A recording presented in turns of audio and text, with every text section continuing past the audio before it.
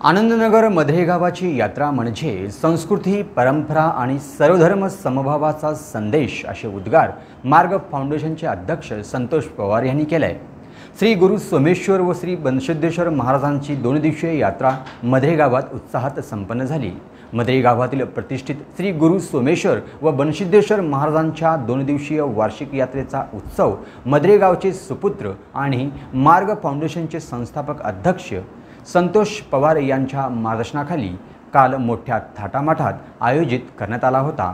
या यात्रेत त्यांनी विशेष उपस्थिती लावून यात्रेची शोभा द्विगुणित केली आहे।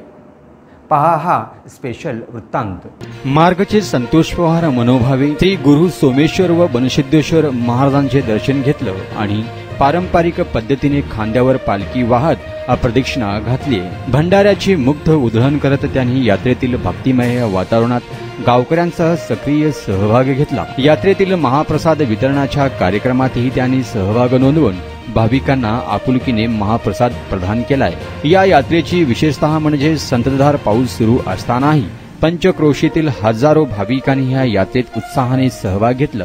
धर्म, जात, पंथ या सीमा ओलांडून सर्व धर्म समभावाचा अनमोल संदेश देणारी ही यात्रा भक्तीचा एक आदर्श उदाहरण ठरले। संतोष पवार यांनी उपस्थित भाविकांना उद्देशून सांगितलं की मनी कोणत्याही अपेक्षा न ठेवता ईश्वराची अखंड सेवा आणि भक्ती करण्याचे महत्त्व अनमोल आहे। सर्व धर्म समभावाची भावना ही यात्रेमुळे अधिक वृद्धिंगत होते। ही परंपरा अबाधित राहण्यासाठी मी समस्त गावकऱ्यांचा शेवटपर्यंत सोबत असेल।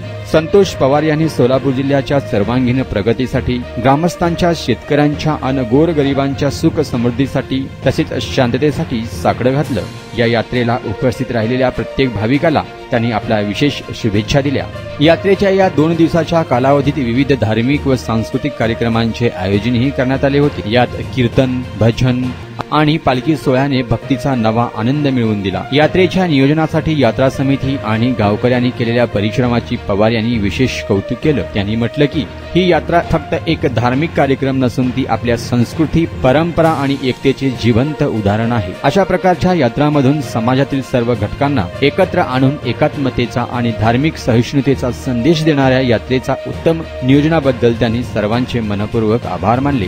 या प्रसंगी मेघराज पवार, नाईक, बालू राठोड कारभारी, तारासिंग राठोड, सीताराम राठोड, प्रकाश पवार, पांडू पवार, संतोष राठोड, लक्ष्मण राठोड, बाबू पवार, बाळू राठोड, फुलसिंग राठोड, मेघराज राठोड, गोपू पवार, किसन पवार, सामू राठोड, हेमू राठोड व यात्रा पंच कमिटीचे सदस्य उपस्थित होते।